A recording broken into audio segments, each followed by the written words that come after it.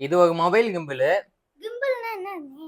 நார்மலா நம்ம கையில போனை வச்சு வீடியோ எடுக்கும் போது அது கொஞ்சம் ஷேக் ஆகும். சினிமாலாம் ஷேக்கே இல்லாம பெர்ஃபெக்ட்டா எடுத்துப்பாங்க.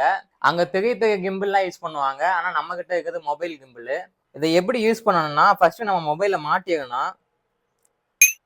லாங் பிரஸ் பண்ணோம்னா அதுவே வந்து கரெக்டா இருக்கும். எல்லாமே நல்லா தானே இருக்கு. இதை எதுக்குன்னு கொடுத்துட்டாங்க? இல்ல சார்ஜர் மாட்டினாதான் வேலை செய்யுது. சார்ஜரை கழட்டி விட்டோம்னா உடனே ஆஃப் ஆயிடுது.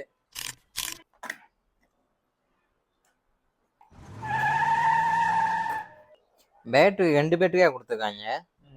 இதுக்குள்ள என்னன்னு இருக்கு? கரெக்டா கட்டுட்டா உள்ள மோட்டர் கொடுத்துருப்பாங்க. இதை கழட்டி பாப்போமா? ஆரம்பிக்கலாங்களா? இப்ப நீங்க மேடையில பார்க்க போறது பெரிய அதிசயங்க, ஆச்சரியமுங்க.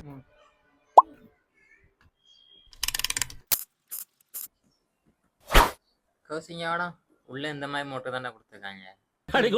என்னடா இவ்வளவு சின்னதா இருக்கு?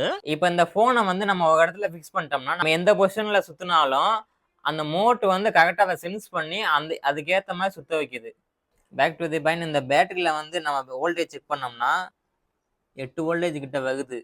பேட்டரி நல்லா தான் இருக்கு. அப்போதுக்கு மாத்தணும்னா சில போன்லாம் பேட்டரி நல்லா இருக்கும், ஆனா சார்ஜ் சகுன்னு கம்மியாகும். அதே மாதிரி தான் இதுலயும் கம்மியாகுது. நம்ம பேட்டரியை மாத்தி தான் ஆகணும். டேப் போட்டேவோம். நம்ம சால்டிங் பண்ணிட்டு சார்ஜ் போட்டுட்டு ஆன் பண்ணி பார்ப்போம். எல்லாம் முடிச்சுட்டு ஆன் பண்ணி பார்த்தோம். ஆன் பண்ணி பார்க்கும்போது தான் ஒரு சம்பவம் ஆயிடுச்சு.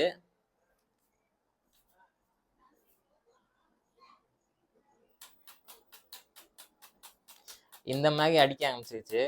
நம்ம இந்த இடத்த கழட்டினது வந்து ஏதோ தப்பா மாட்டியிருக்கோம். அதனாலதான் அந்த ப்ராப்ளம் வந்திருக்கு. இதை எப்படி சரி பண்ணணும்னு நாங்கள் நெட்ல பார்க்கும்போது சரியான வீடியோ எதுவுமே கிடைக்கல. இதை கேலிபிரேஷன் பண்ணணும் அப்படின்னு சொல்லி சொன்னாங்க. அதுக்கு என்ன பண்ணணும்னா, நம்ம மொபைலில் ப்ளூடூத் மூலமாக கனெக்ட் பண்ணணும். ப்ளூடூத்தில் கனெக்ட் பண்ணும்போது பின்னு கேட்குது. அந்த பின்னு வந்து எங்களுக்கு தெரியல, அதனால கனெக்டே பண்ண முடியல. இதை எப்படி சரி பண்ணுறதுன்னு உங்களுக்கு தெரிஞ்சா கமெண்ட்ல சொல்லுங்க. எனக்கு தண்டனை கொடுங்க, எனக்கு தண்டனை கொடுங்க, தண்டனை கொடுங்க, எனக்கு தண்டனை கொடுங்க.